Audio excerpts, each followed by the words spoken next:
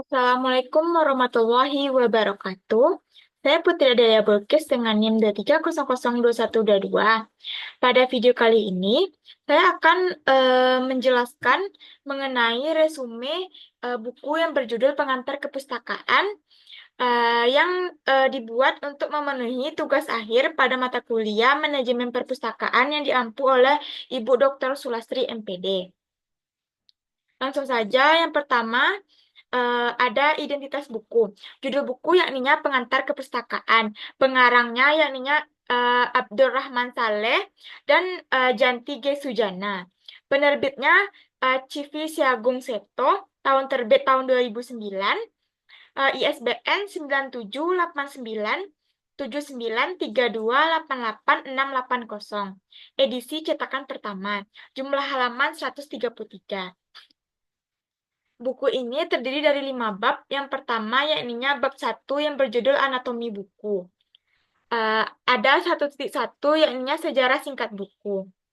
Hasil pemikiran manusia perlu direkam agar dapat diketahui oleh manusia lain, bahkan lintas generasi. Sumeria memakai lempeng tanah liat pada tahun 3500 sebelum Masehi, Mesir papirus pada tahun 2500 sebelum Masehi, Eropa, persmen dan kertas abad ke-12. Di Cina, pada abad pertama Masehi ditemukan bahan mirip kertas yang penggunaannya diawasi ketat sehingga baru dikenal di Eropa pada tahun 1150 sebelum Masehi. Lalu di Indonesia kertas sendiri pun lontar digunakan sebagai media tulis. Lontar berasal dari daun siawalan atau tal yang dikeringkan. Media ini digunakan di Asia Selatan dan Asia Tenggara, termasuk daerah Sunda, Jawa, Bali, Madura, Lombok, dan Sulawesi Selatan. Lalu ada 1.2 yakni mengenal buku. Anak dengan orang tua sadar membaca diperkenalkan buku sejak dini. Di negara maju, perpustakaan dimanfaatkan, sementara di Indonesia kesadaran masih rendah akan membaca. Membaca meningkatkan imajinasi dan logika, memahami identitas buku, dan memudahkan pencarian informasi. Lalu ada 1.3 yakninya bagian-bagian buku. Yang pertama ada jaket buku. Jaket buku adalah lembaran kertas yang membungkus kulit buku yang dirancang oleh penerbit untuk melindungi buku dari debu dan kotoran. Yang kedua ada kulit depan buku. Kulit depan buku atau sampul atau cover adalah bagian terluar buku yang dijahit atau direkat untuk melindungi isi buku. Lalu ada yang ketiga ada halaman kata pengantar. Halaman kata pengantar biasanya terletak sesudah halaman persembahan. Kata pengantar sering menjelaskan tujuan ditulisnya buku tersebut. Yang keempat ada daftar isi. Daftar isi buku merupakan bagian dari buku yang memuat ringkasan isi buku dalam bentuk daftar bab atau bagian-bagian atau topik-topik bahasan. Yang selanjutnya yang kelima ada isi buku. Isi buku adalah bagian utama yang memuat seluruh konten buku. Yang keenam ada indeks. Indeks biasanya terdapat pada bagian belakang dari buku.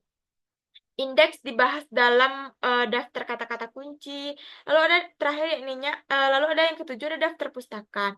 Daftar pustaka adalah bagian buku yang mencantumkan sumber-sumber referensi yang digunakan dalam penulisan buku tersebut. Lalu yang kedelapan ada kulit belakang buku. Kulit belakang buku, terutama pada buku berjilid tipis, sering memuat informasi tentang isi buku atau pengarangnya. Lalu selanjutnya ada bab 2, yakninya sumber informasi. Lalu ada 2.1 yakninya sumber informasi primer.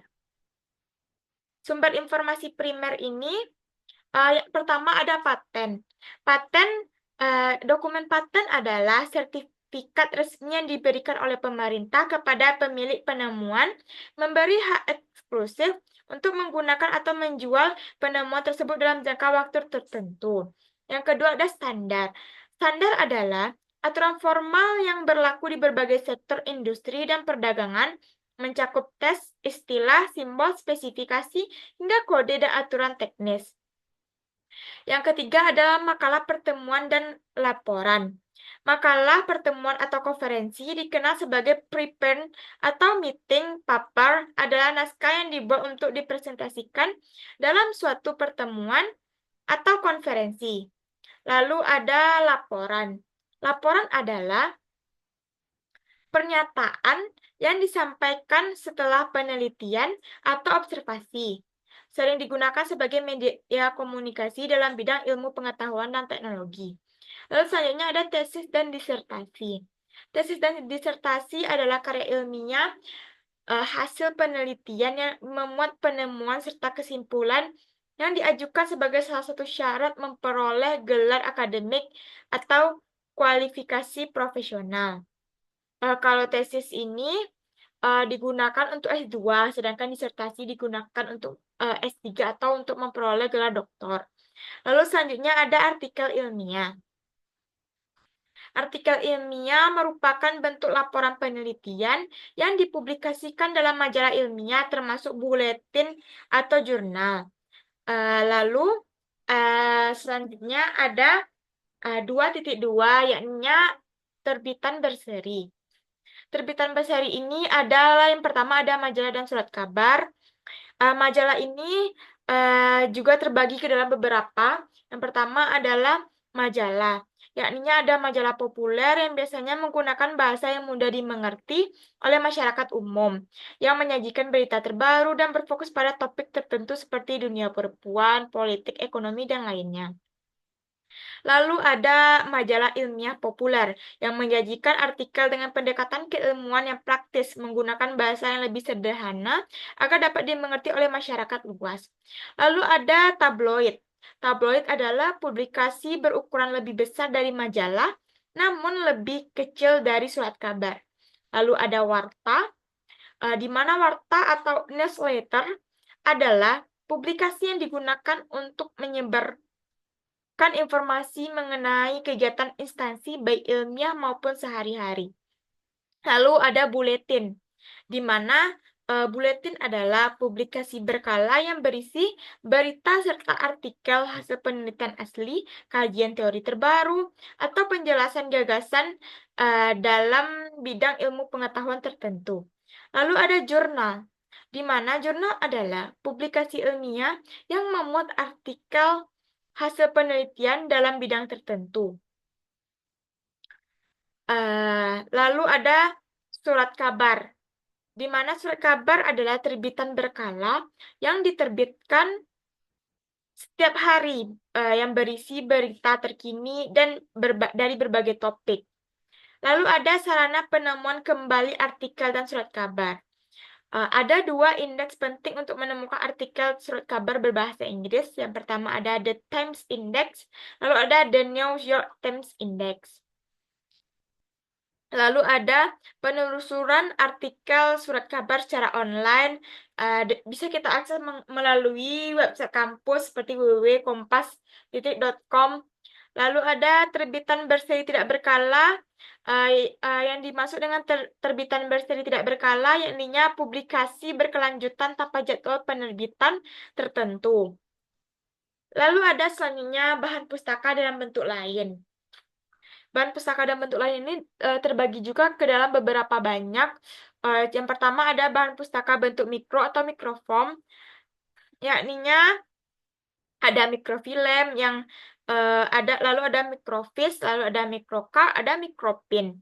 Lalu ada bahan pustaka audio visual, ada bagan, peta, model, realia, foto dan film script, piringan hitam, slit, transparansi, rekaman video, pita suara, piring optik atau CD atau DVD. Lalu selanjutnya ada bab 3. Bab 3 ini terbagi juga ke dalam beberapa sub-sub bab. Yang pertama ada 3.1, yakni katalog. Katalog adalah daftar informasi pustaka atau dokumen yang terdapat di perpustakaan atau pusat informasi. Katalog ini terbagi ke dalam 5 bagian. Yang pertama adalah katalog nasional, katalog induk, katalog penerbit atau toko buku, lalu ada daftar tambahan buku dan majalah, lalu ada katalog perpustakaan. Lalu yang 3.2 yang ini ada bibliografi. Bibliografi adalah publikasi yang berisi daftar dokumen, baik yang diterbitkan dalam bentuk buku, artikel, majalah, dan sumber pustaka lainnya yang berkaitan dengan pengetahuan atau hasil karya seseorang.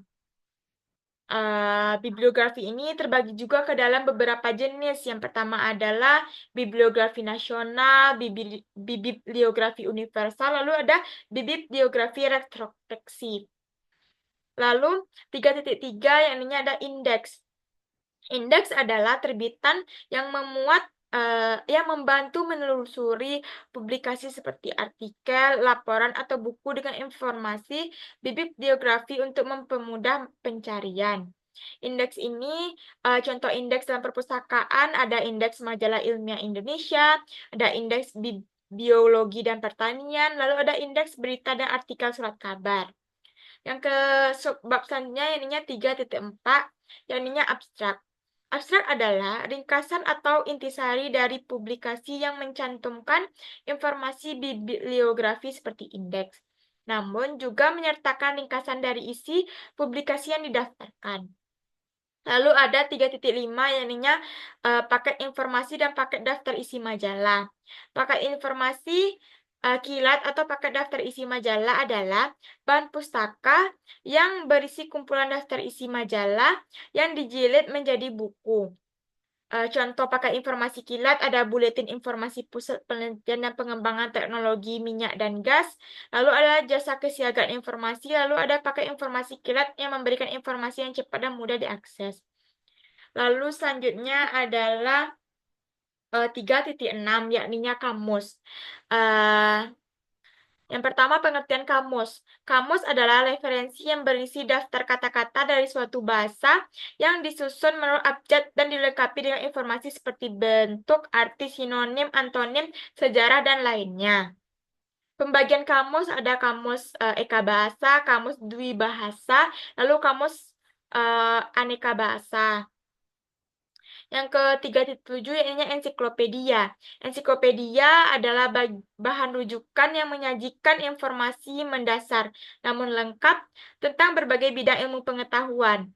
Ensiklopedia dibagi menjadi beberapa jenis. Yang pertama ada ensiklopedi umum atau nasional, lalu ada ensiklopedi khusus atau subjek, lalu ada ensiklopedi internasional. Yang selanjutnya ininya 3.8, buku pedoman manual dan buku pegangan handbook.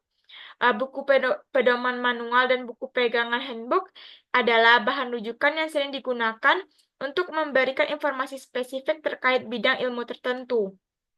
Lalu selanjutnya ada 3.9, sumber biografi. Sumber biografi adalah bahan pustaka yang memuat riwayat hidup tokoh-tokoh berpengaruh baik perseorang maupun kelompok.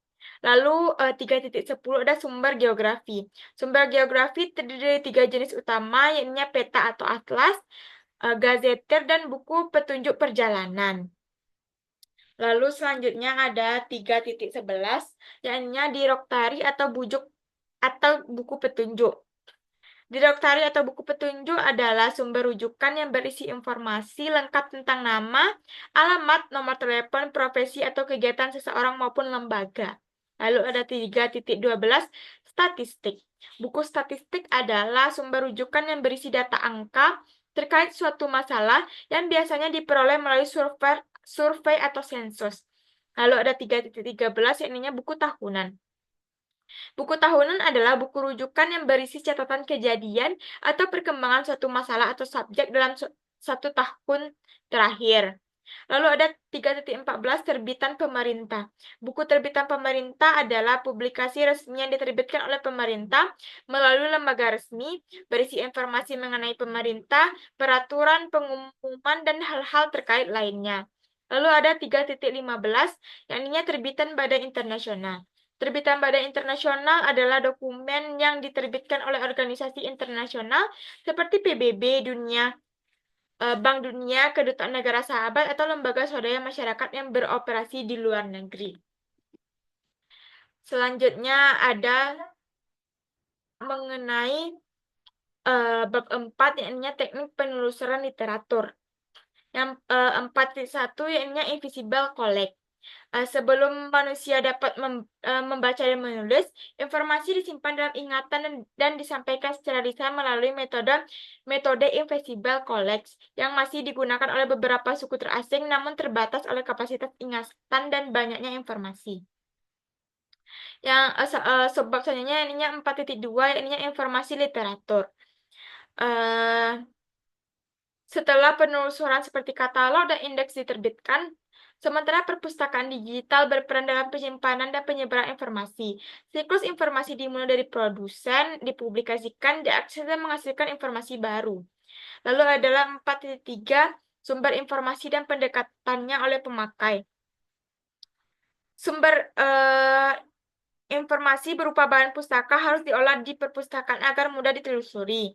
Lalu buku disusun berdasarkan klasifikasi subjek atau topik menggunakan sistem seperti DW, Decimal Classification atau DDC yang membagi pengetahuan ke dalam 10 kelas utama.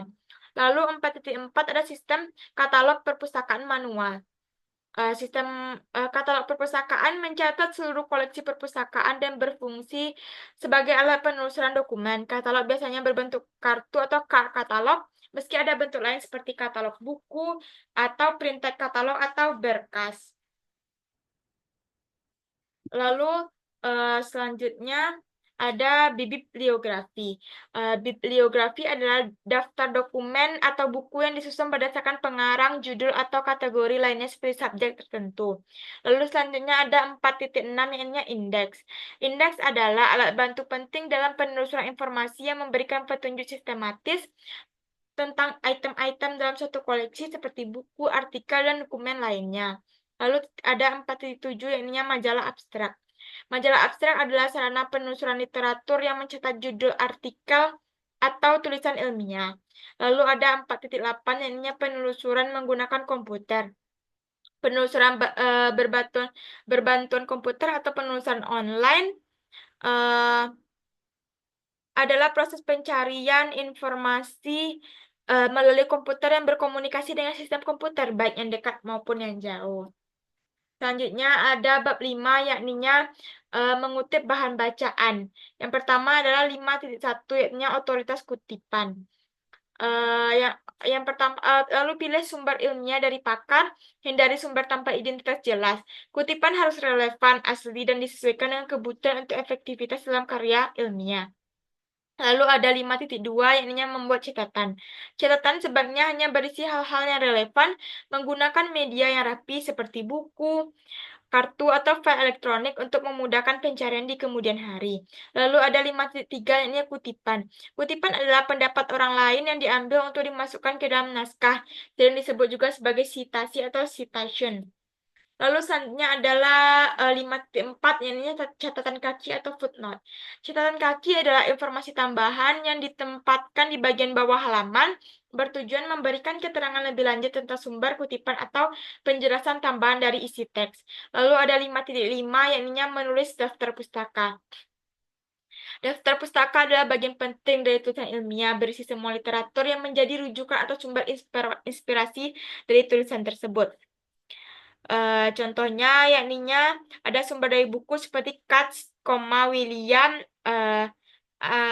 Introduction to Reference Work, volume 1.2 Basic Information Source. Lalu ada misalnya Salistio Basuki, pengantar ilmu perpustakaan, Jakarta, 2 Gramedia Pustaka Utama, tahun 1993.